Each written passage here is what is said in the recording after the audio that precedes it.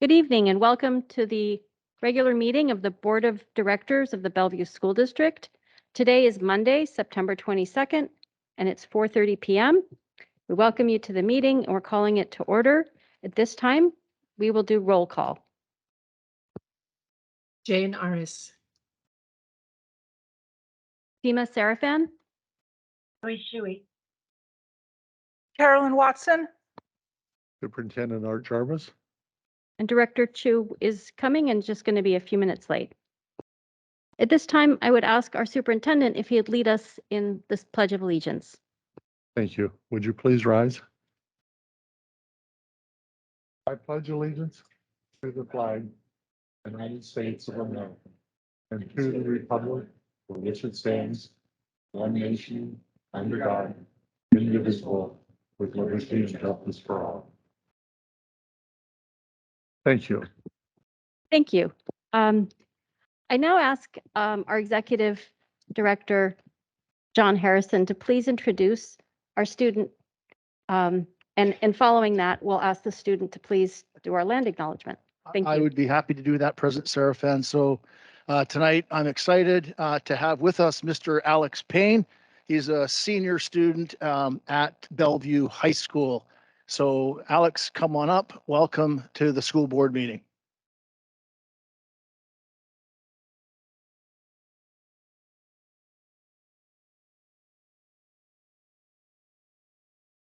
Alex, we're actually going to have you, it's kind of seems a little strange. You're actually going to face us because it's our meeting. So, and that way people also who are watching you on camera will see you. That way we can see your. Okay, right.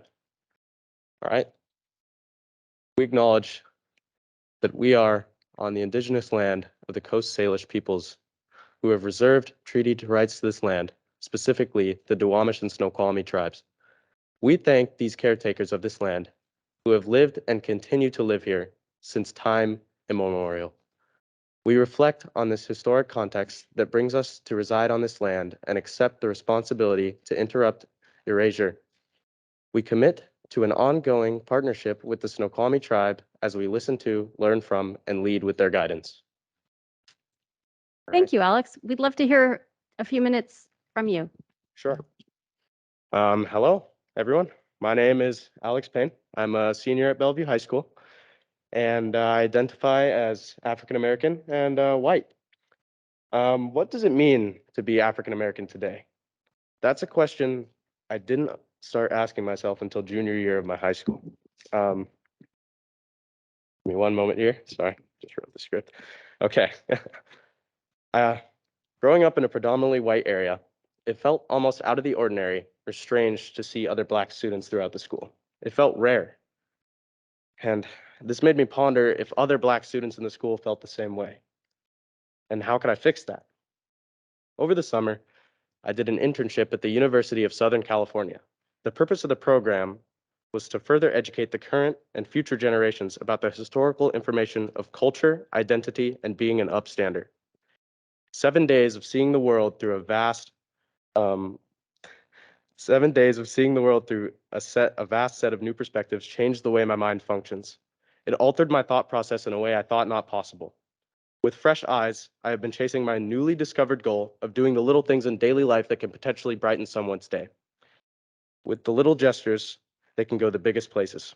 Even sitting next to someone you have never spoken to in class can make their whole day. The responsibility we have been given as a united people to support those in need, stand up for what we believe, and treat everyone as equal is our most powerful ally in the war against hate. Dr. Anderson gave me an opportunity to help make the Black community at Bellevue High feel more empowered by starting the Black Student Union. Using what I have learned in the past couple years in school and at the USC Shoah Foundation, I make it my mission to help everyone who has felt belittled because of their race or background comfortable to speak out against hatred and create a safe and comfortable space for a deeper level of expression. With the help of Dr. Anderson and a teacher at Bellevue High School, Mr. Richardson, I promise to do my part to keep the African American students at Bellevue High School feeling empowered and most of all, equal. Thank you. Thank you. Thanks for coming.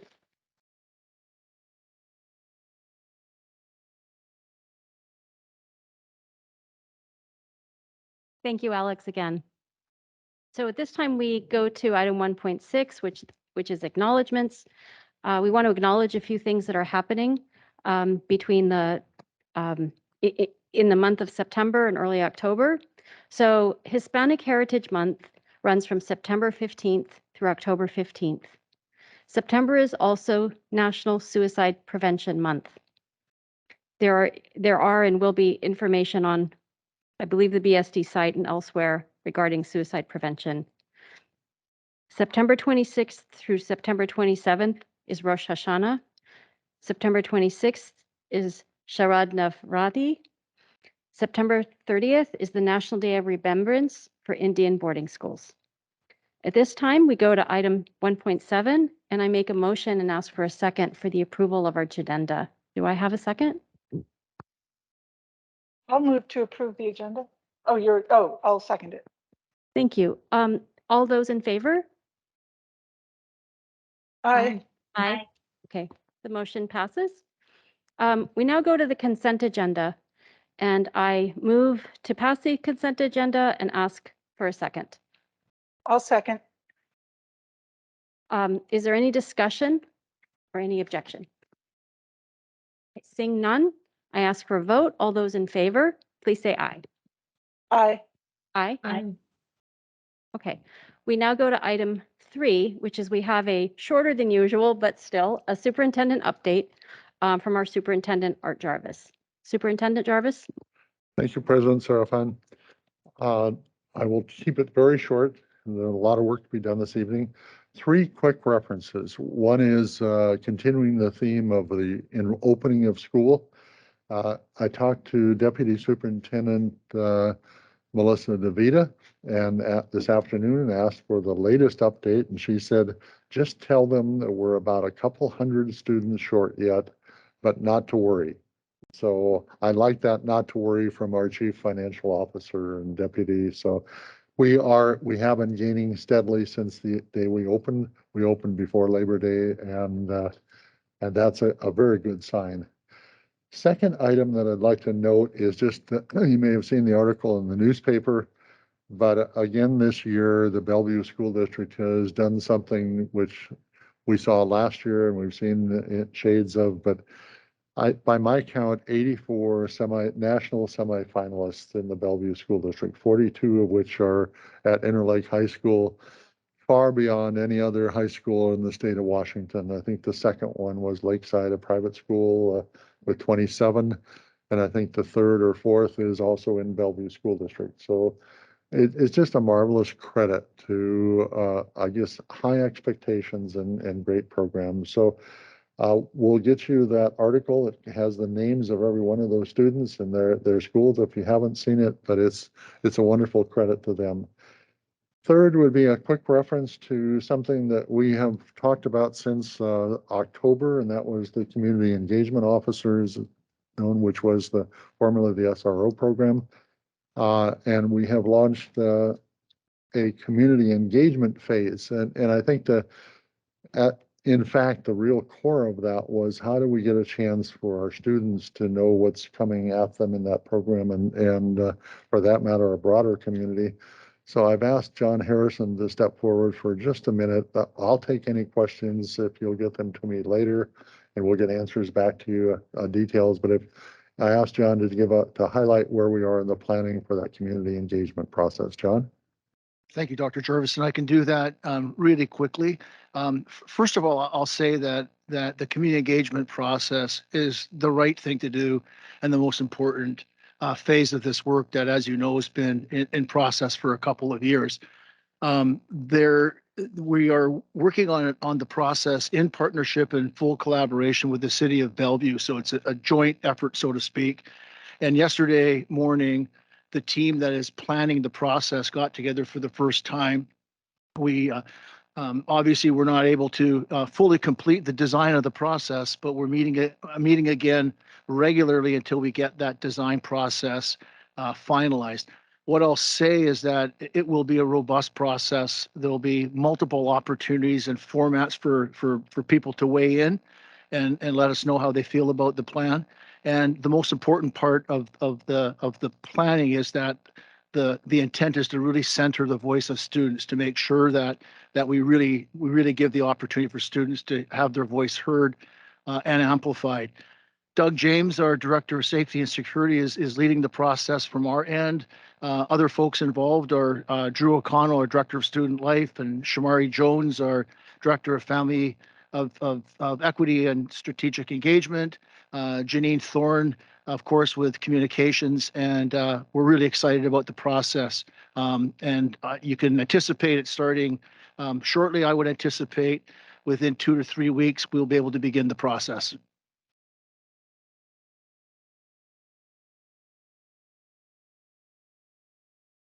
Does that complete your update? Juggling laptops here. Sorry, but does that complete your update? That Or would complete my superintendent's update with just the statement. There is a lot going on around the district, and we look forward to both the study session and other opportunities to share more.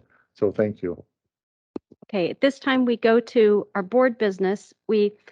Tonight we split it, as you can see, just to ensure that we had sufficient time for everything that we know we want to do. We're going to start with something important, which is 4.1. It's the approval of our search, like our superintendent search ideal candidate profile. And I believe what I need to ask Ms. Worth to do, if you would, is just please attach to item 4.1 the profile that I think came through a little after noon today.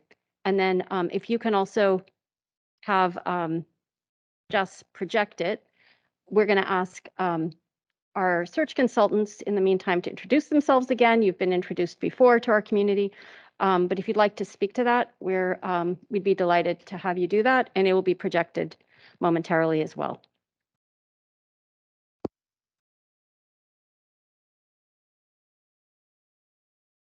Good evening, board.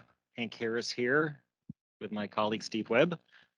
We are here in person tonight because this is a really important moment in your search. This is a real milestone, and the document that you're going to see projected is the result of many stakeholders and many hours of thinking and collaborating among board members. And we've been honored to play a role facilitating that really since May. The approval of this document, once that happens, allows us to move forward to the next part of the phase, which is a very exciting part of the phase. That's where we actually open up the process for candidates to apply. And we are planning on our calendar, as you know, to do that in the first few days of October. So should you decide to approve this tonight, and we certainly recommend and hope that you do, that will allow us to move forward.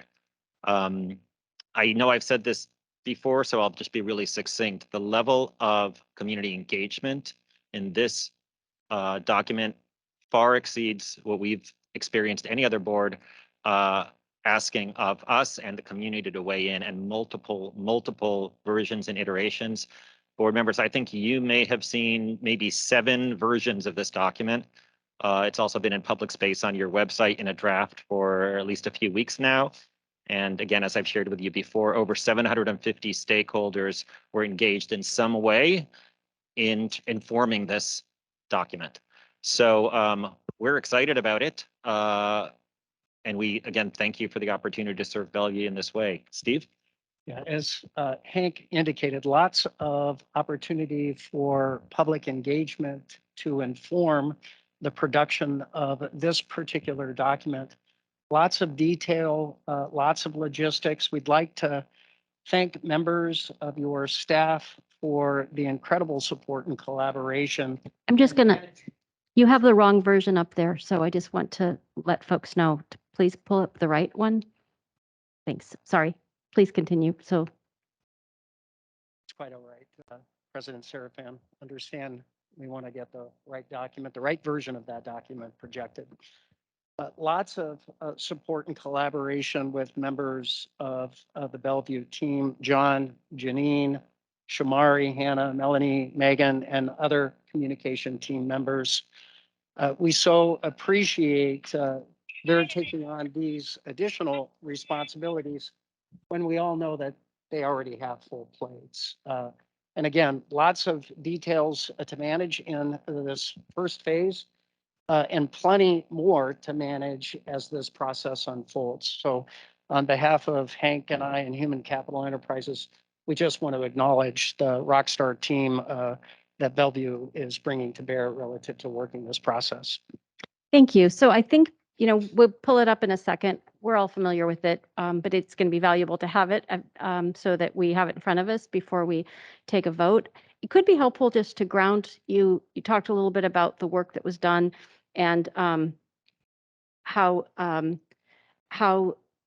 district is different from others that you've worked with in terms of the board and the level of engagement. Can you just share what the value and I guess the actual use of this ideal profile candidate document is? How will it be used? How does it get used by us? How does it get used by potential candidates and by you as a search firm? Yes. So with respect to that particular question, how is this used? So this becomes equivalent, if you will, to a scoring rubric, or it's sort of a combination of a job description and a scoring sheet, if you will. We look at this document, and of course, it's informed by our conversations with community and board. And we, the first thing that we will do is put this in very public space. So as we are reaching out to prospects, as prospects are reading our materials or seeing an ad and going to the website, this is very prominently displayed. It's important for, so I use the word prospect to mean somebody that thinks about becoming a candidate, and I use the word candidate to mean somebody who's applied. So that's the distinction between those two words. And when someone's a prospect, we want to make sure they've looked at this document themselves, because they should be able to use this and either self-select in and say, okay, I love everything I've heard about Bellevue, and I think I really match the criteria. Or in many cases, you know what? Bellevue sounds amazing, but I'm looking at this and I'm not quite what they want, at least at this point in my professional journey.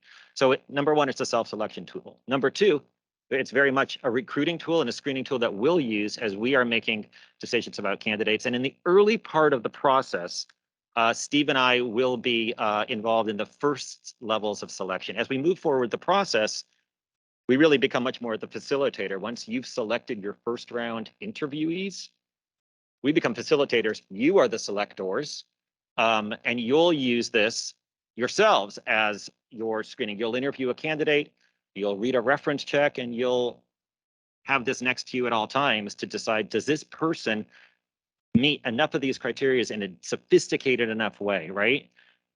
I'll just say it's sometimes easy to get enamored with somebody because they're very charismatic, or they say things that resonate with you. This keeps us all on target and on point to make sure that we're focusing on the very things that are most important. I want to actually correct something that might have been misunderstood just now. The board is actually the selectors in all parts of the process, but in the early stages, we will be making some strong recommendations. But you will have board complete ability to move forward any candidates in the process that you deem worthy, and we'll want you to use this document as that tool. Thank you. So at this time, as to the ideal profile for the next superintendent, which will soon be attached for our agenda to item 4.1, I move and ask for a second for the approval of this profile. I second. And when you're ready, I have a comment. For sure. This is a good time for any comment or discussion. I'm mindful that we have another item in public comment, but I do know this is an important point for our whole board. So why don't we each just take a few seconds and make some comments, and we can go through everybody. Go ahead. Yeah, thanks. I'd like to thank Hank and the team for the work you did on this. It means a lot. But I also want to call out for folks who are listening and anyone who is wondering what this, you talked about how you'd use the document. What I find actually even equally important is how the document came to be. And the document came to be through a coordinated effort, reaching out to our community, which you helped us do, which we did in the spring, which we did over the summer, which was done again in follow-up with draft materials to get more feedback in this last month. And as you pointed out, there were lots of iterations, and those came not only from board director comments, but from conversations with our community to make sure we got this right, to figure out what they wanted and what they needed in a superintendent and a leader.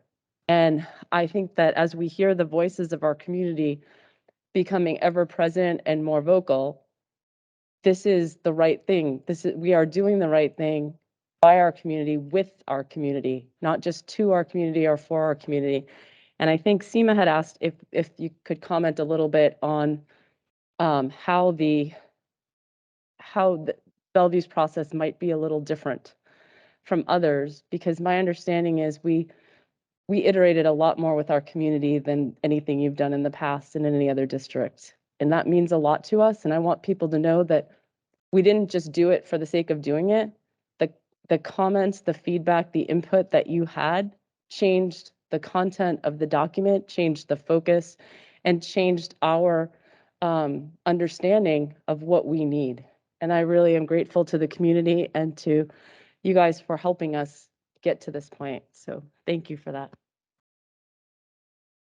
Thank you, Director Chu. I think I saw Director Aris's hand up too, and we might just each take a few seconds, but go ahead, Director Aris, if you had something, and I'm going to assume Director Shuey and Watson may also wish to talk. I think Director Chu said it very eloquently. I think it's been an amazing process to this point to have so much of our community engaged in this to create this list to move forward. And I can't thank enough for everyone who took the time to engage in the forums and in discussions and the emails and in the surveys and every other possible way we have asked the community to engage with us to come to this point. And I know it's been a challenging time because there was so many different obstacles, including a summer. And but I appreciate everyone who participated in this process to make this really a community effort. So thank you to everyone, staff, community, especially our harrowing students who really stood up to voice for all of their peers as well. So I just want to say thanks as we move forward here. Thank you, Director Shuey. I'll echo the huge thanks to everybody in our community and to Hank and Steve and the search firm. It really is an amazing outcome that is a result of a lot of hard work and a lot of thoughtful work. I wanted to just point out a couple of things that have really resonated and reflect our community, which is our emphasis on diversity and inclusion, and also our emphasis, and you'll see a couple of times, on innovation and creativity. So really, really appreciate that. That is something that is very important to our community and is a reflection of our community. So thanks. The rest of it speaks for itself, and it's all amazing. Thank you. Director Watson, or Vice President Watson.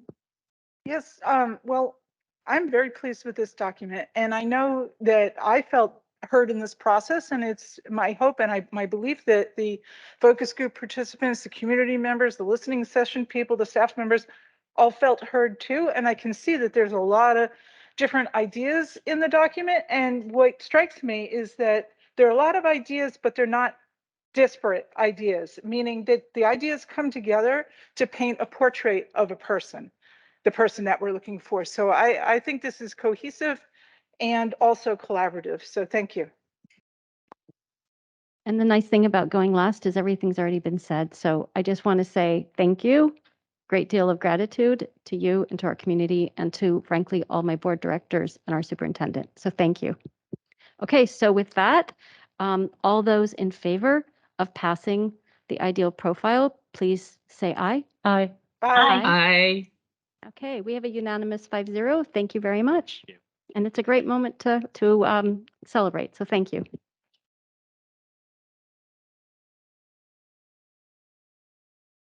Okay, at this time we go to item 4.2, and you're welcome to stay, Hank and Steve, but I know you may have other commitments tonight, so whatever works for you. So I believe we might be hearing tonight, am I right, from Heather Edlund, or is it someone else tonight on the Disciplinary Appeals Council and the appointments related to that? Is that, okay, thank you.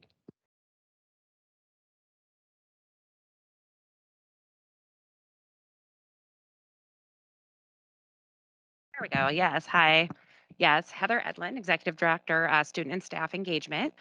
And I am here today to talk with you about appointments to the Disciplinary Appeals Committee. So we are bringing forth a few recommendations for you. We're bringing forth Mr. Tom O'Connor as the Secondary Administrative Representative for the DAC. And then Mr. Miguel Gutierrez, Ms. Drew Thomas, and Mr. Keith Altenhoff as the alternates for that Disciplinary Appeals Committee.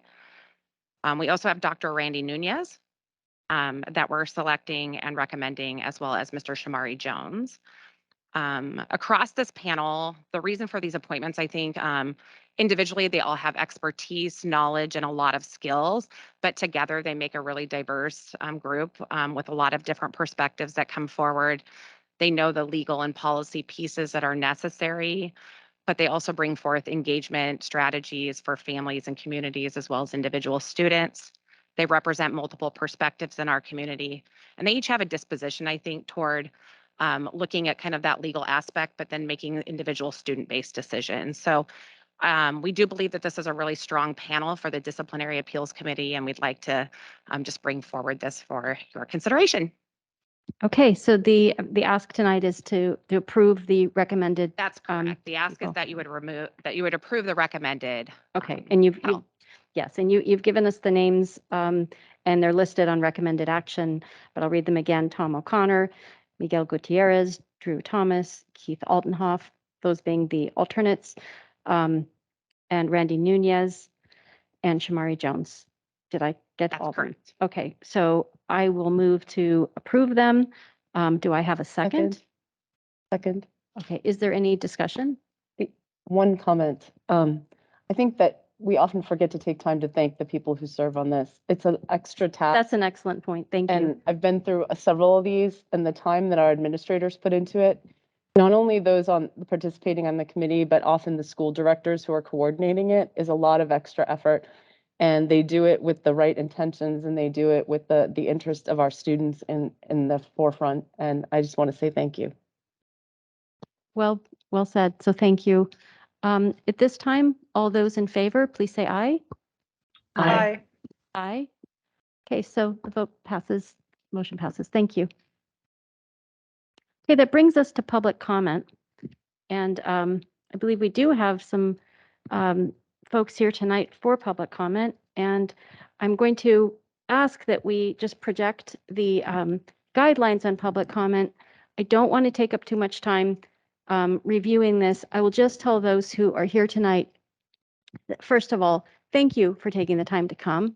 We are happy to have public commenters here. We're extremely happy always, but especially when we get students. So thank you. Just keep in mind that we are bound by some rules. And the main thing is that we do have to adhere to rules around not only safety, but also Federal Communication Act requirements and other rules that basically mean that I will have to stop you if you use profanity or a threat to violence. But what you say is not really what we are seeking to monitor. It's only just we have to be mindful of the laws around that. So in that respect, feel free to tell us how you feel, but just be mindful of anything that is profane or libelous or slanderous. Those would be things that I would have to stop you. Okay, so with that, may I ask Ms. Worth who we have for public comment? I'll ask Aya Milian to come up first. So what you should each know is there's a clock up here, and you have 2 minutes, and it will start to count down when you start. And then when the next person comes up, we'll reset it. I apologize, a correction. It will be Adam Roblet who will speak to us first. Okay. And if yeah, and if there's multiple people, you can each speak, and we will have time for each of you. So go ahead.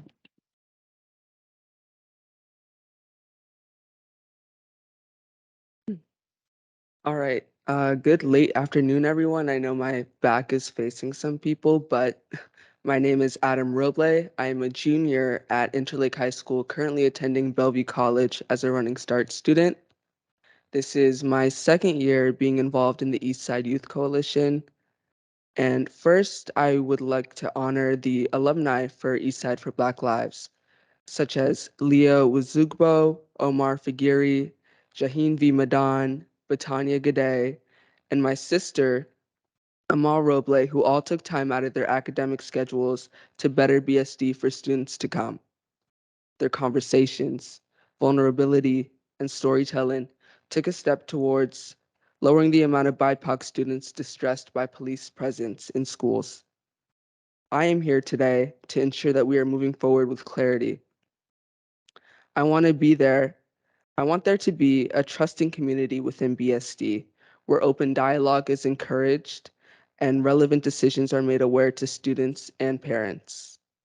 Trust building through highlighting community input can help marginalized voices feel heard and amplified.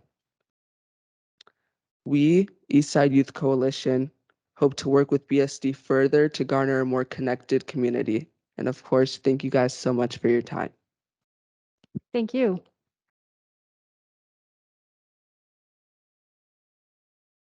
Hello, everyone. Let's reset the clock so you have the full 2 minutes.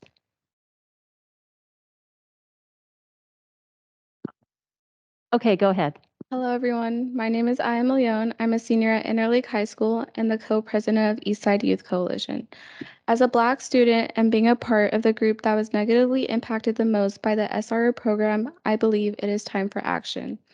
As Adam shared, you all have gathered the information. You know our concerns, but the CEO program was decided upon and publicized without all of our voices being heard and well-being taken into consideration. The next steps can't be more listening sessions, us being re-traumatized by sharing our feelings and experiences, and no real change occurring. The CEO program can't be already decided on, and our voices should be used to justify your choice of next steps. What will you do to ensure that other alternatives like no officers in school and no CEO program are truly considered?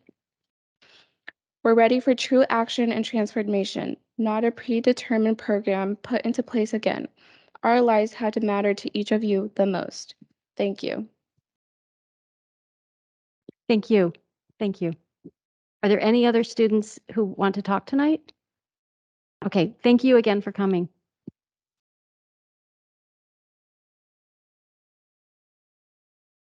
And Seema, may we, I think Sure, I sometimes you just wanna- mentioned that like we don't usually respond, so that they don't feel like we just heard them and weren't listening.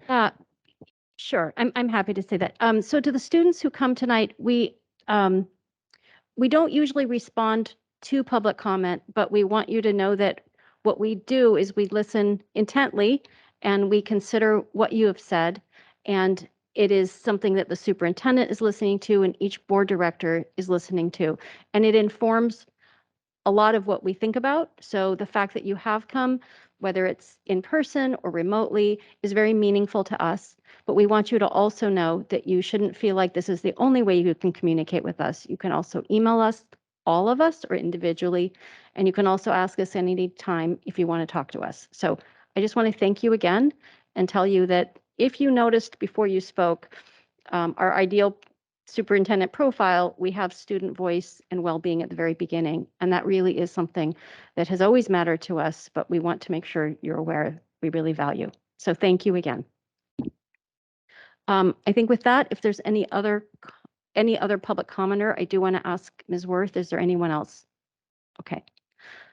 All right. So I think with that, we will move forward to board business. So I just want to give our board directors kind of a bit of a heads up that what we have is we have policies that we did talk about on Monday. I think we're going to do as many as we can tonight. I know that I have a very optimistic Executive Director Harrison on what we will accomplish, but what I want everybody to know is I will put a hard stop, regardless of where we are, at about 5:35, 5:40, because I want to make sure that the legislative advocacy discussion is able to happen in the way promised and needed. So I'm just giving that heads up. So with that in mind, if we're all good with it, we're going to start by looking through the policies in the order that they're listed. Thank you, President Serafin, and I am optimistic. So Jess, if you wouldn't mind, please pulling up policy 2108. And what I'll say just before we dig in here is what you see in front of you tonight for all three policies are unchanged from first reading. Also, they're unchanged from Monday's session. And that's obviously because there wasn't any substantive feedback. And again, I want to remind the board that all three of these policies, the revisions contained therein, are all required by legislation. So these are kind of must do. So that's point one. And point two is that all of the language that you have in front of you is based on WASDA model policy language. So with that, I'll start with policy 2108, which is the Learning Assistance Program. And basically with this one, the significant change is previously state legislation change. Previously, the focus for LAP Learning Assistance Program was with students who were not meeting standard in ELA and math.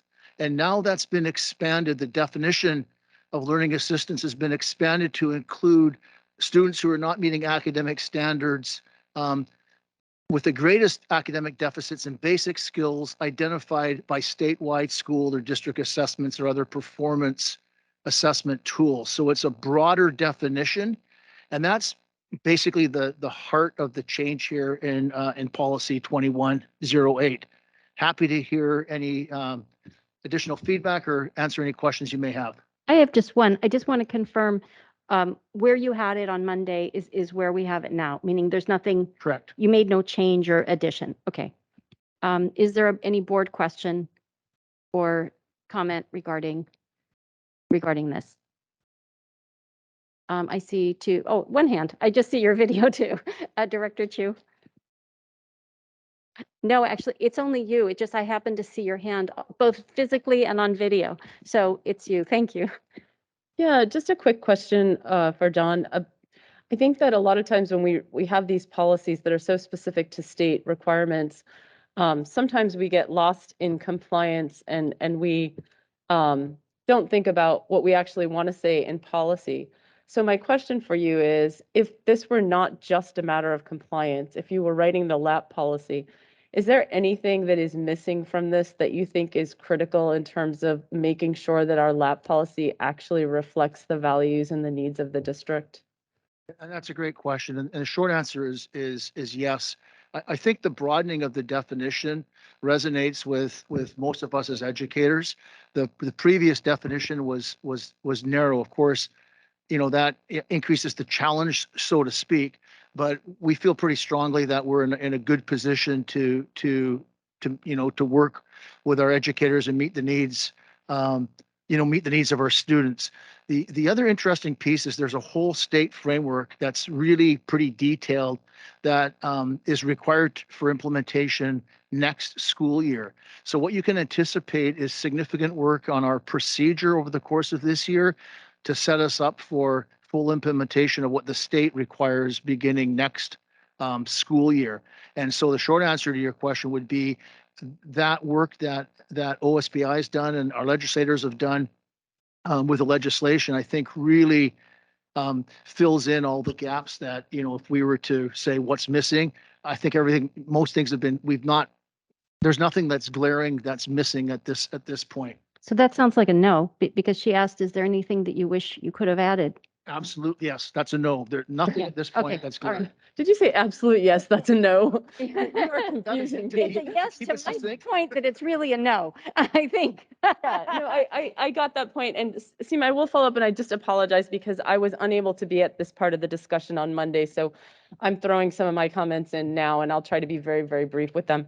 I think my biggest question on this, it's fine. I think I don't think there's anything in this that does harm.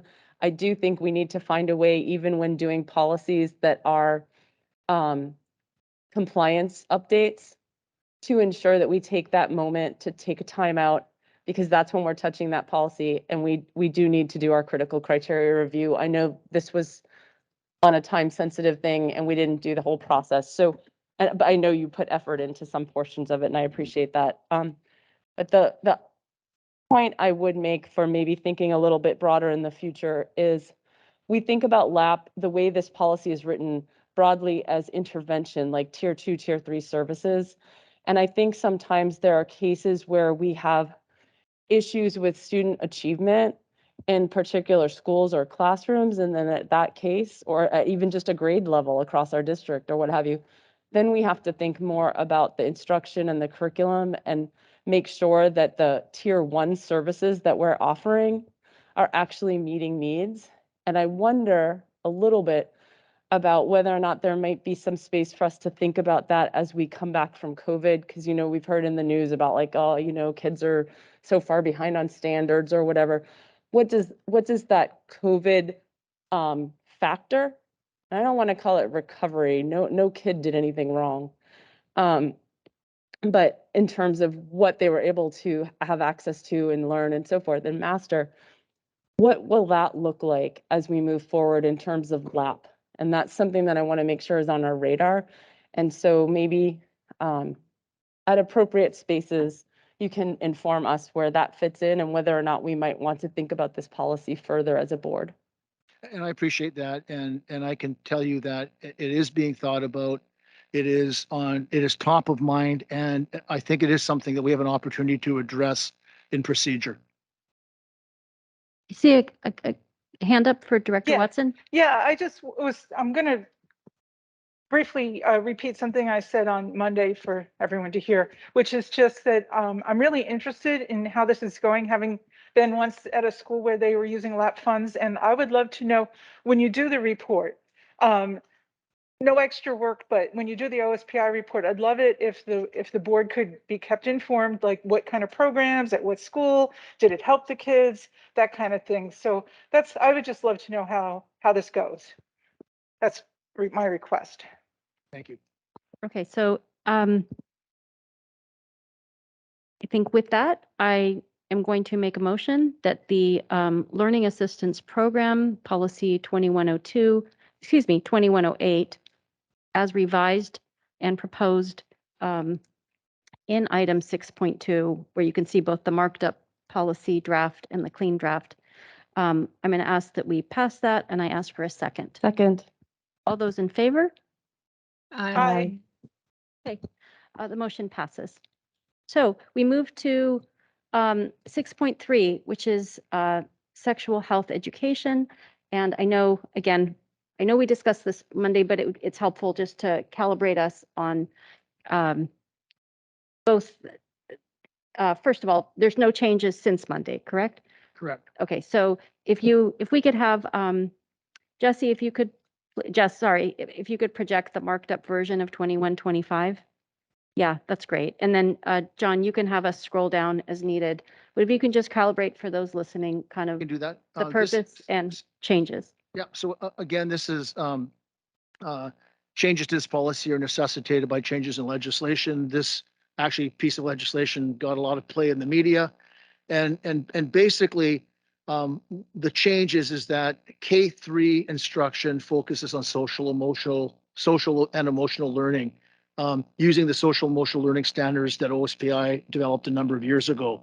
Grades 4 through 12 is comprehensive sexual health education. And the couple key pieces are, number one, that we use the guidelines that were jointly produced by the Department of Health and OSPI. Second really key point is that instructional materials must be chosen from a list of provided by OSPI and approved by OSPI, or if it's curriculum developed by the district, we have to use analysis tools provided by OSPI. The third change is around access to information for parents. We need to provide the opportunity for parents to preview materials, and we need to provide the opportunity for parents to do that using electronic access. And then finally, the legal piece that parents have the opportunity to opt out of this instruction if that's the desire of their family. So in a nutshell, those are the changes necessitated by law. And again, no change changes to what you see in front of you from Monday or from first reading. Okay, I think especially for the benefit of anyone who wasn't there Monday, if there's a question, feel free to ask it. Director Watson, is your hand up or is that a leftover? Okay. I did have something. I think we just Okay. have some typos in that paragraph around the superintendent will provide, second from the bottom. It just somehow with the editing, it doesn't read smooth anymore. Thank you. Yeah.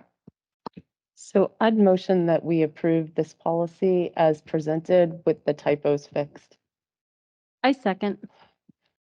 And I would make a comment that, thank you for doing this. I actually think this is one of the most important pieces of education that we give our kids because it really helps to give them power over their choices in their bodies and their understanding of what happens with them. But what I particularly appreciate about the effort to do this is to make sure that things truly are age appropriate and focused in the right places. And I know that there's a lot of concerns out there because there's a national movement where misinformation is really given out. And I want to acknowledge that the educators in our district are exceedingly thoughtful about the way they implement this, all the way from the way it's managed at the curriculum level to the classroom level of implementation. And we do believe our parents are our partners, and we are fully compliant with the idea that our parents can see these materials, and we want them to see these materials and be able to talk about them with their kids. So thank you for doing this work, and thank you for making sure that not only do we do the work, but we live it the way that is right by our community. Thank you. Is there any other discussion or comment before we take a vote? I think we expressed on Monday, several of us, but I think it's fair to say we all kind of think this is good and appropriate distillation of, frankly, direction at the right level. So, And thank you. so And thank what's you. exciting is I'm glad you appreciated the educators involved. I work with a team of our fabulous curriculum developers this morning on the development of a procedure to, of course, match the new legislation. And one of the things I may point out is there's an exhibit to the procedure that lists the topics that we teach at each level. So if you're interested, that is available on the website. Great. Okay, thank you. So all those in favor of Aye. policy Aye. 2125 as revised? Aye. I Okay, so this passes. Thank you. And now we go to the policy 1822 on board development. And I think, again, we'll ask Jess if he can project that redlined version. Thank you.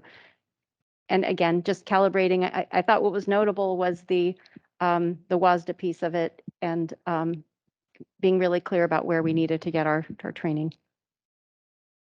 Yes. So again, this is another policy that needed to be updated because of legislative change. And the legislative change here was really in relation to, if you could scroll down, please, Jess, this piece here around required governance training completed by directors must be aligned with cultural competency, diversity, equity, and inclusion standards for school directors developed by WASDA. And there was legislation a couple of years back that required that these DE&I standards be developed for educators, for directors. And WASDA is named the legislation as being the responsible party for developing the standards for directors. So that's the significant reason for the required change in the policy. The last sentence was your feedback from first reading, where there was a request that we include an obligation upon the district to maintain an ongoing record that tracks the completion of the required training for directors. And I can say that your board coordinator, Hannah, has been working on that. She's got a great start on a tool that will track that. WASDA has been really great in terms of the specificity that they require, so we can create a really nice tool to keep track of your required training. Great, thank you. I think there's a comment from Director Chu. No, it's you. It's just me thinking there's two people, but it's you. All right. Yeah, again, thank you for your indulgence since I wasn't able to make comments on these policies on Monday. I did make a comment on this at first reading and I don't see it quite reflected. So I want to ask the question and then say why I think it's important. Um, I'm wondering, John, if there was anything that you did to try to talk about the work that we as a board have committed to doing to grow ourselves in terms of governance. Because I look here and I see the sentence about in keeping with the need for continued training and development, the board encourages participation of its members at appropriate conferences, workshops, and conventions. And I think you could argue, I guess, that the workshops may include some of the local things, but we don't encourage. We commit. And I think I'll leave you the question to answer after I just sort of say my piece so I can then be quiet. Our board has been incredibly committed to board development, far beyond the average that I've seen with any of the other boards that I interact with through WASDA. And these are very active boards. And we have our stumbles and our issues, but we have never shied away from growth and hard conversations and working together. And the two ways that we have accomplished some of that work and kept our board from just, falling apart and becoming a bunch of individuals instead of an effective governing unit is one, through committing to collective focus development that measures where we're at and then that actually addresses where we're at. And we also have committed to scheduling that in ways that consistently make sure that 5 board directors are participating. So those are two things that we've done and our staff has gone over and above to support us to be able to do. And I think that I'd like to see that commitment reflected in this policy because I think it is a basic value of ours. And so that's why I asked for it. So John, tell me about it. Like maybe you didn't add something because you kind of thought it was there, or what was the thinking on that? A couple of things. Yes, I felt that the first paragraph does capture, and I also recall the conversation, around engaging in development and opportunities even outside of state, and Dr. Jarvis stating clearly and unequivocally, we will make that happen. So and I completely concur with what you said, Director Chu, but I felt that that first paragraph captured it, and if it didn't capture it sufficiently, my apologies. Is there a consequence to us passing this one like to take a third reading on this and to potentially add one sentence? Because I don't want to try to edit on the fly in the middle of a board meeting, but if other board directors would be open to an additional sentence or portion of a sentence for consideration, would we be open to taking this one back for third reading? I don't think it's a ton of work or time. I guess I have two thoughts. One, in terms of me, I think we can either, I agree, and we did have a little discussion with sort of like, let's not make a change in the middle of our meeting. So I think if we're in agreement that it's possible or desirable to add more, then I'd suggest we hold it in abeyance and pass it for a third on October 6th. The alternate would be that we schedule it for October 6th, but we pass it as it is now. So we are compliant today, but that we commit to bringing it back with a review specifically. And we not say in 2 years we'll bring it back. I think to your point, then we take a look at that. So a minimum bar is hit, and then we can additionally schedule it for October 6th to allow us to talk about it on October 3rd. For what it's worth, you may have seen, although it just came in just a few hours ago, that I've added on Director Aris's good suggestion, just a little more time for our Monday meetings so that we can have, I think, a more relaxed time with policy discussions. I would ask that we do the bring it back on the 6th, because that way we don't have to worry about the fancy stuff of first reading, second reading on the next version and so Okay, forth. That it would be just quick, clean and easy, but it depends on, I'd just like to get kind of a Yeah, thumbs I up think from the we need board. to know what others think here. So I want to start just with Executive Director Harrison. Is there I see what you're saying about it, but if there's a negative outcome for the district by not passing it tonight, it would be helpful to know. I don't think there's a negative outcome for the district in not passing it now. Okay. Let me just then ask other board directors their thoughts. Let me start with Vice President Watson. Do you have any Yeah, thoughts on I'm this? not opposed to Christine's idea, although I'm not adamant about it either, but I'm happy with it. Yeah, and I may have some thoughts to discuss. So if it's something that is important to any of us and it doesn't have those consequences, I would support having, doesn't mean that I necessarily will support the outcome. It doesn't mean I won't, but yeah, I support having it discussed again so that we can make sure that Director Chu's input is included and considered. I'm not opposed to having a third reading.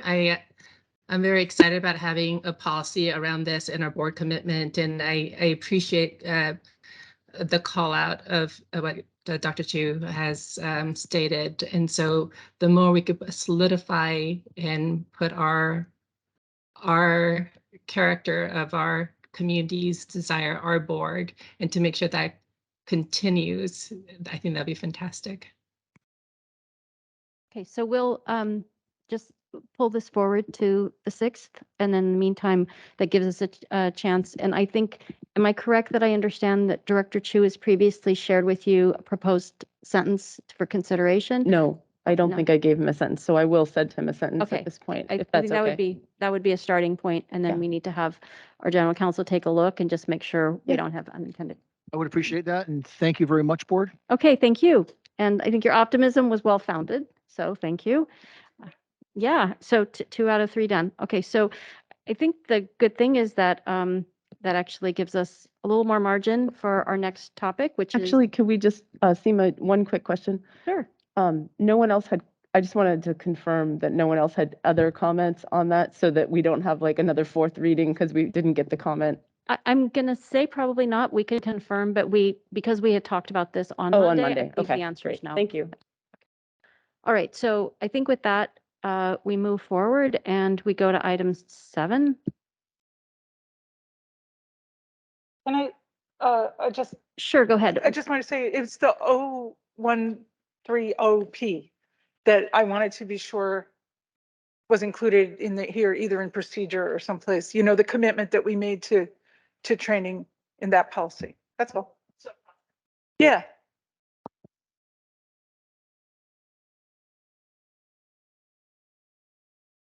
I think Carolyn's asking that we make sure that there's a cross-reference or an acknowledgement to the training piece for board directors that's made in 0130P I think or I 0130. said it at Monday, and then I sent like a chart, and that was on it. And so that's all.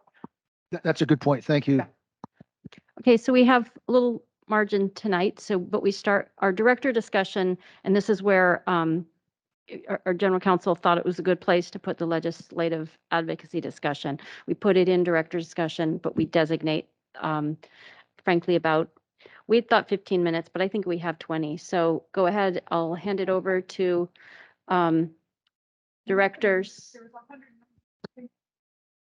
Right, but if you saw by the email, we were directed to specific sections. So if I can, I'm just going to ask, can I ask Ms. Worth and Mr. Albrecht, can you pull up the link to the handbook that Director Chu had shared? And then maybe she and Director Aris can kind of give us some context. I know you gave it to us already by email, but for the benefit of us now, just give us a little context while they're pulling that up, and I'll let you just kind of take it over. All right, Director Aris, are we ready for this? All right. Yes, I am. So we spent hours going through this together and then offline as well on our own, and trying to pull things together. And what happens is in the spring, we asked folks on this board, hey, is there anything you want to submit to WASDA as a policy position?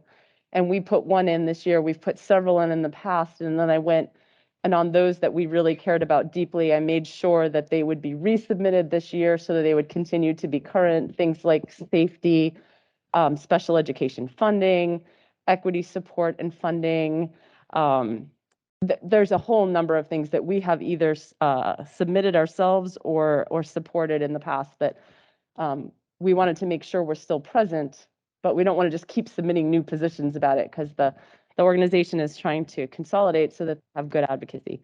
So what we need to do now is go, and there's a general assembly where we vote on all the proposals. In the past, one of the most important activities during that conference, that assembly, was live real-time amendments. We don't have those this year. There was a small period for some in the summer for some quick amendments if anyone saw anything glaring. But we still have the ability to impact the policies. And so the way that the legislative representative usually votes on these for the district is we take everything we have that's an official board position or a deep board discussion, and we use it to guide what we vote on. And we don't do what some districts have done, which is like, say we're going to go vote yes here and no here and yes here and no here, because if something changes or if there's a negotiation going on, we're not actually able to participate in that. And then there's no purpose of a general assembly. So we use all that to guide the voting that we do real time, but sometimes there are a few things that come up that either the board has been silent about or that have value tensions that the board supports both parts of. And we have to make a choice. So there are 7 places where Director Aris and I identified places that we'd like to hear more from you guys on before we go vote on them.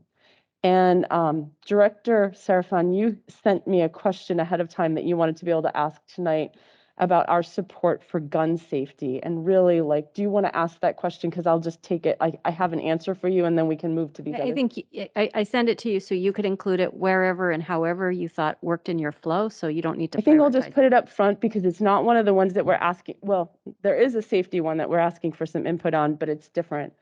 There are 2 positions on gun safety. We did not call them out to you guys because we will support them. They are in that legislative handbook that you see in front of you. If you looked up 76 space R, if you were doing a find on this page, you would see firearms-free schools, where WASDA shall oppose any changes that weaken the intent of the Guns-Free School Zones Act of 1990, the Guns-Free Schools Act of 1994, or RCW 941-280, and also position, I'm not sure who's projecting, but I'm giving you the finds so we can call these up. 880 space R, and that would be gun violence prevention. And that one basically says, in the interest of school safety, WASDA shall support legislation calling for gun violence prevention. And it has multiple bullets, including supporting existing regulations banning firearms from schools, supporting additional legislation reducing mass casualty events such as safe storage of firearms. So Director Serafan, I know this is one that is important to all of us, but you in particular have been quite the proponent for it. If we wanted to push that further, we could take a chance on an amendment for that next year. And if the amendment fails, that's okay, because probably the resolution itself as written would continue to stay enacted. So right now it's nice that they are in, these 2 positions are in the consent agenda, so they will probably just pass. So we know we have them. We're not going to lose them because we doctored them up too much or something. So does that answer your question? It does. Thank you. Thank you. Okay. So there are seven particular ones that we asked about, and frankly, I think the hardest ones come first. So do you want to go, why don't we go backwards, because it might be faster, and that way we can throttle our discussion accordingly. If we go to position 69, I don't know what page it's on, you just have to find 69.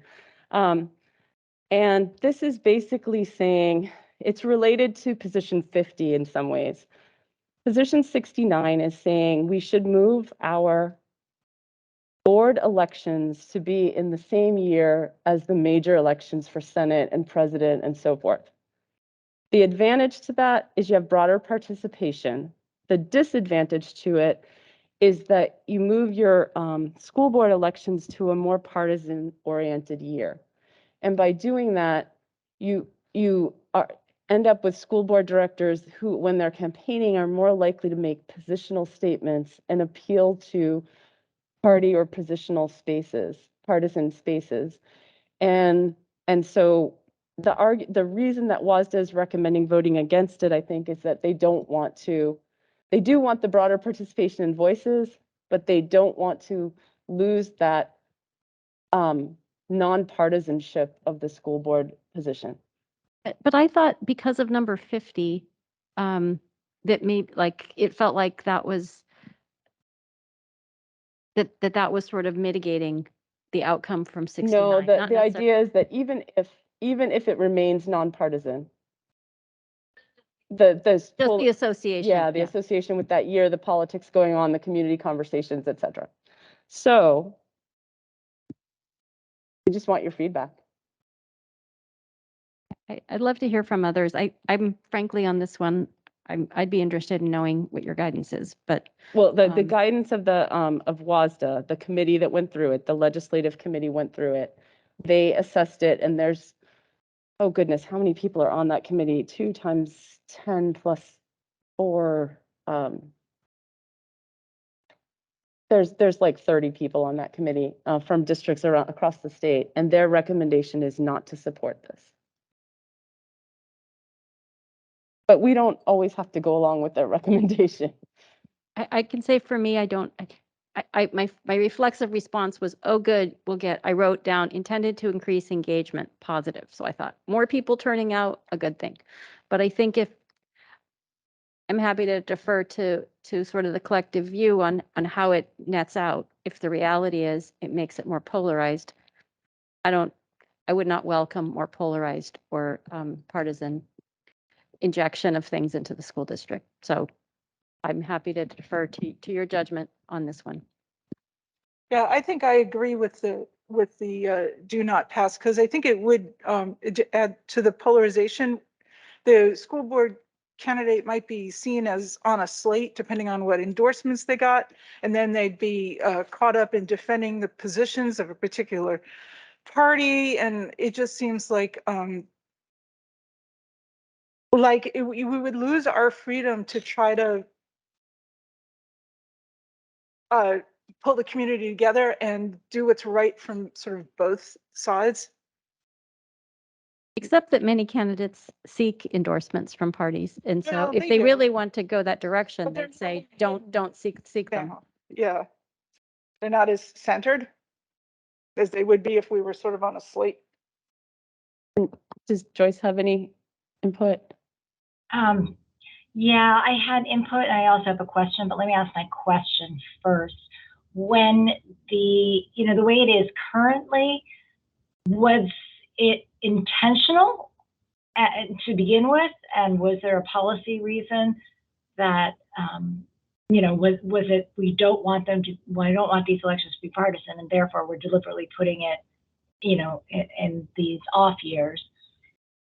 So that's my question. My comment is that I'm inclined along the same lines as President Serafin and Vice President Watson, because I'd be concerned for further polarization. And I also think an additional benefit of leaving it the way it is, having just gone through an off-cycle campaign year, is that there seems to be more attention to actually, listening to the different candidates. And I think that if you are distracted by, the bigger races, that you may get bigger overall participation, but maybe not as much quality of people following the actual issues as much.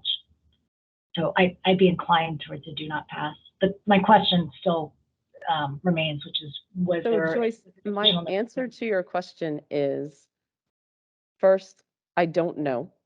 And second, I have been given to believe that it was intentionally put there because of trying to do exactly what you just said, give more attention to it, and so not make it get lost in the larger elections. However, I have zero evidence for that except like hearsay. So I don't know the answer. Jane, do you happen to know the answer to that one?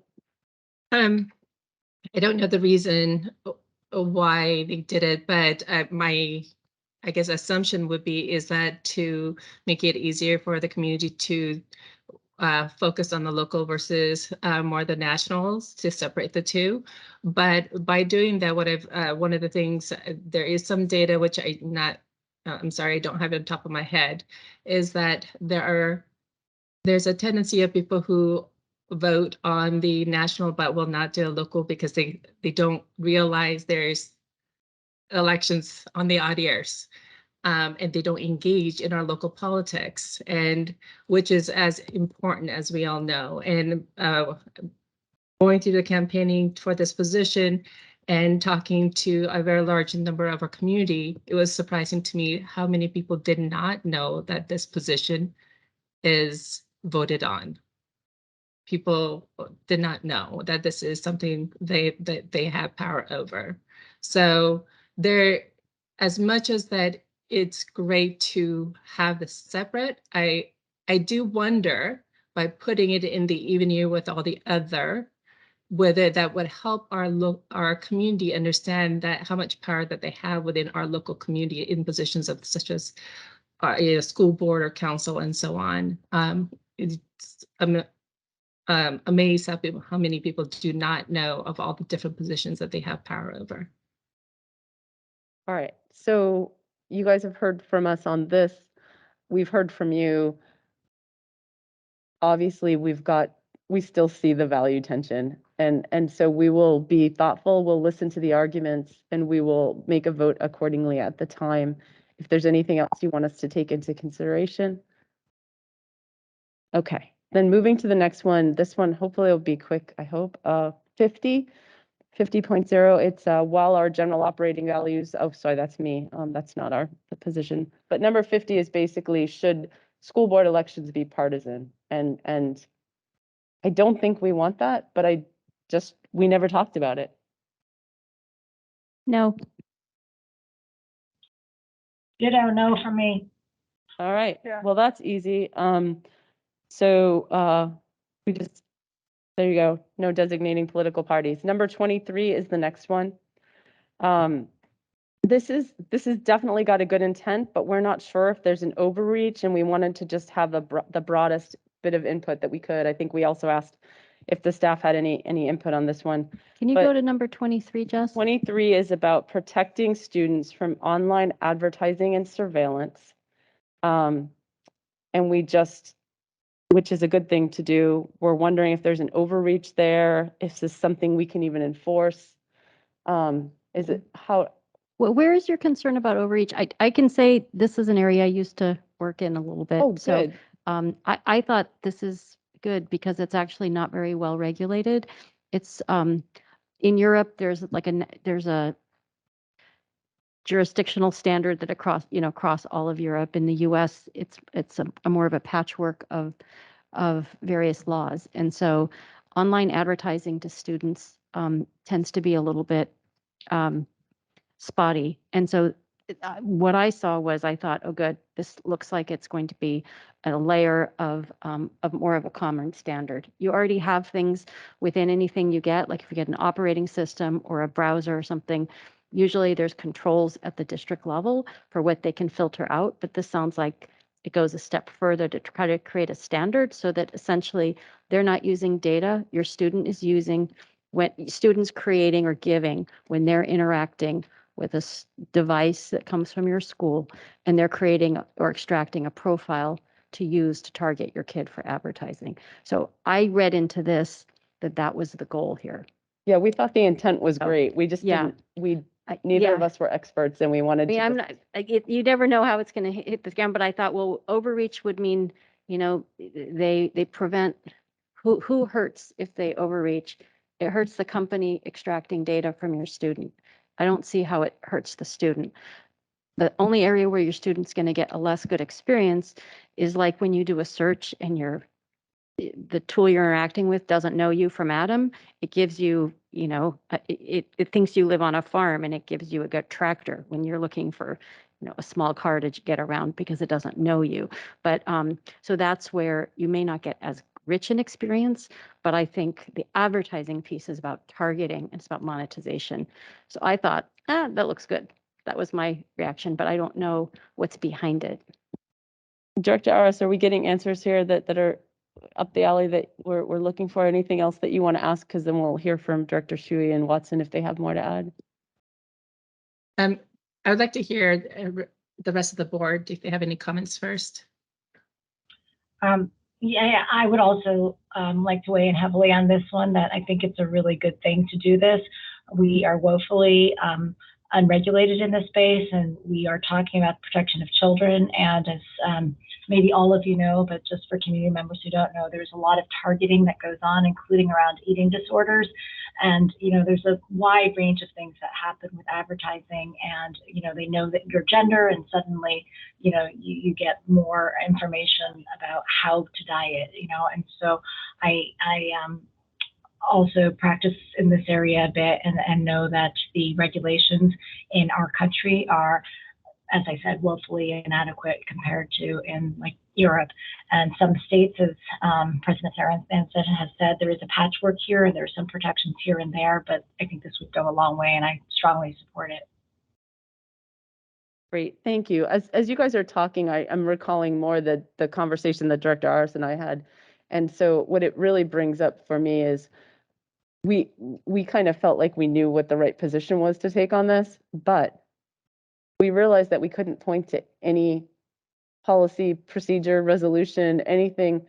We could sort of say students, you know, protecting our students and so forth, but there wasn't anything we could point to. So just to raise the flag, a small flag, is this something that should be, we don't need to answer this question now, but is this something we want to look at? Is there something that could be added to policy? I do remember having this discussion with our former general counsel. So it could be something where we could ask our current general counsel to look into it, because I recall a prior conversation where I had asked him, that was Felipe Mendez, on this, and he said he thought it was already covered. But it could be a good opportunity. So yeah, just to maybe I'll just between our board coordinator and our executive director, we'll just make a note of that. I'll make one too, to kind of have it on a list of things to visit. Thank you. And Carolyn, anything you want to add? Yeah, I'm for this. I just happened to be listening to a discussion yesterday that was by some community college and AP level teachers, and they were trading all kinds of ideas, like what we could do in the classroom. We could use Padlet, we could use a clicker app, we could use Quizlet, which I know I've seen used. We could use an Anki deck, we could use this, we could use that. These are all these little apps that may or may not be collecting data. So that concerns me. I don't know, like right now, how well the district is monitoring all that and checking all that as far as the data. And it seems like this might give us some support from the state or something to know what all these things that you just innocently use. I know we've used Padlet here. Is it collecting my data? I don't know. And how much management are we doing where the companies could do some of the management for us, so that we're not customizing every single thing? The biggest thing is I mean, this is a granular thing, but the thing on the district is, are they getting something that is a student version? Because as soon as the version is targeting students, and it triggers certain requirements, which is there's a voluntary kind of a commitment that many companies have signed on to. And if they've signed on to that, then if they're selling you anything, and that's now enforceable, and they know that they're targeting students, then they have to have a different, and I can send you what the name of that commitment is. They have to have a different level of data collection. It cannot be used essentially to monetize your student. So a question would be, what do we on the district side do? Do we make that distinction or not? And so that might be something to explore. Okay, I want to keep us going, because there's going to be some really meaty discussions, I think, on 1 and 2. And I want to make sure we have time for them. Director Ars, is that okay? Do you think you have enough on this? Yes. All right, so then that takes us to 21, where again, this is about social media and making sure that there's a place for schools in particular to be able to report issues to social media companies that would potentially be more responsive and more appropriately responsive than the individual type reporting mechanisms that are out there. Our concern with this, because we just don't, we're not full experts in this space, was it seems consistent with what we're thinking, but is there anything here that could have unintended consequences that with respect to kids' protected free speech or their privacy? that we think that this could cross the line. And we certainly don't want to trod upon those things, but we also know that social media is causing problems for our kids. So is this something that we would want, especially since we have two legal experts who have worked in technology? It'd be great to hear both your input I'll as a let board Joyce go director. first this time. Yeah. Yeah, for once, I don't have a well-formulated opinion on this. I guess that I think in general, facilitating communication is a good thing, but I haven't thought through what unintended consequences might be. Okay. Seema, anything you'd add? I think, but this is a bit of guess. I believe this might be related to what's called the Christchurch call. There was an incident in New Zealand, if you remember, several years ago, where somebody used social media to essentially enhance an act of terror and violence. So I think part of what that triggered was the duty of social media companies to be what's called more mindful of content moderation. Like, are they looking at what kind of content is flowing through their platforms? Are they taking action when they see something might be targeting someone for violence or being like inclined that way? And so I looked at this and wondered if this was enabling a school district to say, wait, I see something and it's concerning me. How do I directly reach out to you, social media platform, and tell you, you need to take an action? That's how I interpreted this, but it's a fair question of, how well is it crafted? Is there something that's, not adequately crafted? In all fairness, the WASDA positions are not legislation. They're just to inform it. But it's important that when we speak to these things, if there's something that could be done the wrong way, this is our chance to kind of speak up and kind of help them press the advocacy in the right direction. So I appreciate actually very much you guys being so thoughtful about it. Carolyn, anything you want to add? Yeah, I feel like I like the idea, but I feel like it's a dream, based on what I understand about the trouble people have reaching these social media when like Facebook and Twitter, they'll almost like ban the wrong person because they said something that was actually right, but it was in that category, or they'll say something nasty and they'll never get banned, or and so it just seems it's a dream.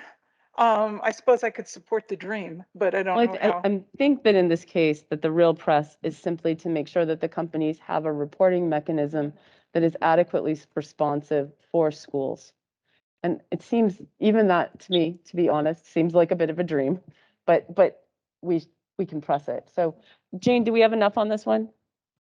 Can I just add one thing about the unintended consequences? We do hear a lot about social media companies complying with different kinds of discovery requests in a way that undermines people's rights to privacy, and that there are some potential consequences there. And so while I think that we all support the notion, the general concept of having a reporting mechanism, like you said, just be aware of, what limits we might want to make sure any legislation has on how the social media companies can use that information. Right. Joyce, that was great. Jane, anything? Go ahead. No, I was just going to echo Joyce. That was my concern as well, and so I just wanted to make sure that if that is something that other people have thought as well. I think the idea is great, but the overreach possibility and doing harm unknowingly is a concern of mine. All right, I think we've got good input on that one. We're going to move now to number 19. We could spend 8 hours discussing this. I'm going to ask for a 1-minute discussion. Like, is this good direction or bad direction? And the proposal here is that WASDA would encourage boards to get world language instruction all the way through K-12, which I think is absolutely fantastic if it's funded. That's the caveat. But I wanted, again, we don't have a policy or anything on this. So Jane and I thought we'll just bring it to you. So really quick, thumbs up or down on this particular idea? All right, great. We're gonna vote for it and hope that it gets Yeah, funded. but I Or was also just going to add the inequities because, you know, a lot of us have run around town to different language schools. One of us may run one. And, you know, there's people who just can't afford to do that. yep, even when we have it at our schools, when Yeah. there's like an extended program in the morning or The the cracking down afternoon. Spanish. Yeah, yep. All right, so got that one. Now, number 3. This is a safety position, safety and security. We were one of the original authors of this way back in the day. We've edited it. We've gone through things. Now another group has edited it. And last year, someone edited it again.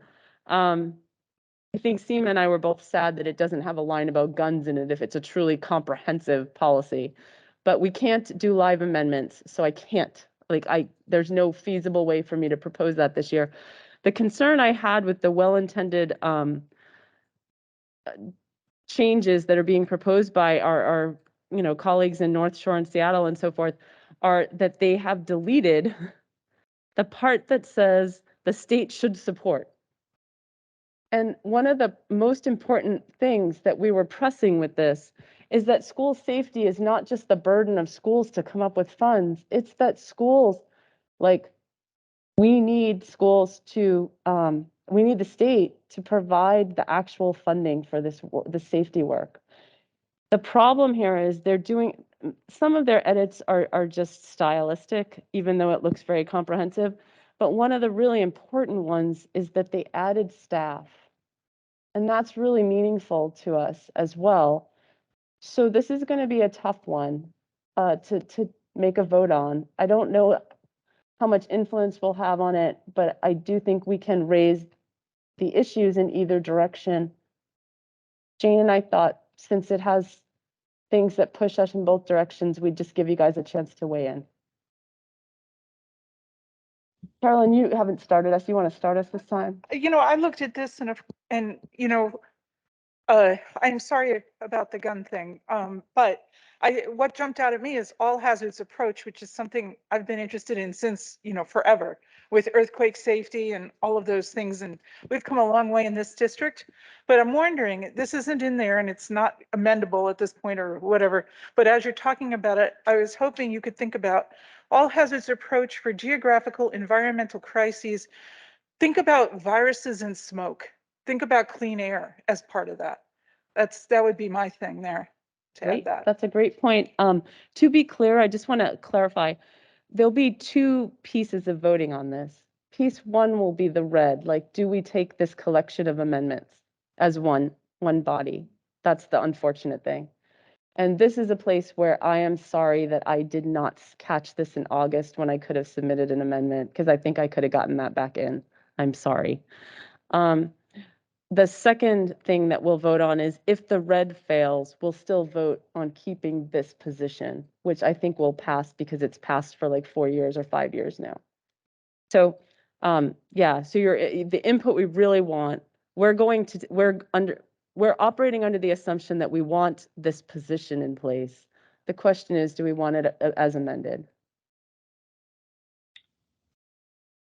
So Joyce, I'm I'm happy to defer to what you guys decide tomorrow. I don't have, you know, which piece I wish was there, and other than that, I'm happy to defer to what you guys think is right. Well, we can bring that back again next year, no problem. Joyce? And I agree with whatever it was that I think Seema and you were all referring to. If we want to say it out loud for the public record, then I can nod. Oh, Yeah, sorry, we can it's get that out. basically, we would love to see more direct push by WASDA for regulation for assault and assault weapons and magazines, basically mass casualty firearms. We're looking for direct regulation of that. I think we collectively have tried several times. We've not had much success, but we'd like to keep pushing. But there are 2 places for us to push, and Joyce, the issue is twofold. One, on this particular position, it's called comprehensive and it has nothing significant about the gun safety. And so Seema and I think that's a mistake. The place where it ended up being, the reason that was justified was that there were other positions that had it. And so that's part 2, which is the positions that do exist on gun safety are pretty mild and don't necessarily advocate for action that will result in change. So I think what Director Sarafan just said is part of how we might be more specific in pressing that. Well, So yeah, those are the two things. Yeah, I think it's a glaring omission here when this is supposed to be about safety, because it's almost like we are afraid to address it, even though it is one of the biggest problems in swings. And I also wanted to just amplify what you guys have already said, but just to throw my vote into it, my pseudo vote, is that I love that staff are included, because staff are entitled to a safe working environment. I share your concern. Like, I don't understand why they would have changed it so that the state no longer has to support it, but the boards should be adopting it. So that's pretty odd. Is there a reason that we know of? No, and I'm going to take responsibility for not following up with these districts sooner and proposing an amendment. I should have seen this faster and done something about it in August, and I didn't. Yeah, I have a suspicion that this was maybe not intentional. You know, somebody just sort of. Yeah, that's what I'm thinking too. So I think that what I think will happen is we'll raise the point. It will pass or it won't pass, and then whatever happens, if it passes, we'll propose an amendment next year to fix it. If it fails, then we'll work with them to make sure that the amendments they want about staff and so forth get in there, and we'll probably co-sponsor it, the amendment.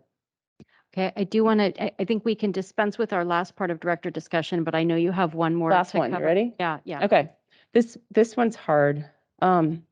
This is an amendment to the equity policy, and it really tugs at the heartstrings and the heart of what we often discuss. Rather than saying that every district should have a racial equity policy, they want to say that every district should have a comprehensive equity policy, because we know that there are inherent inequities for all sorts of marginalized groups that extend beyond race. However, we as a district also know and have said openly that we believe that racial equity deserves and needs to be called out and addressed as a specific thing. I have no idea why they couldn't put both into this. This is the second one that I have that I wish that I had caught in August, but I did not. And I take responsibility for that, and I will follow up, but we're going to have to make a choice on how to vote as it is.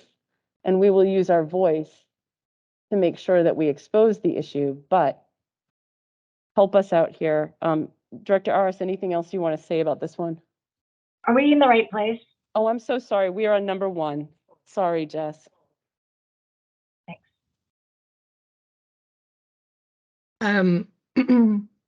I would like to lean towards the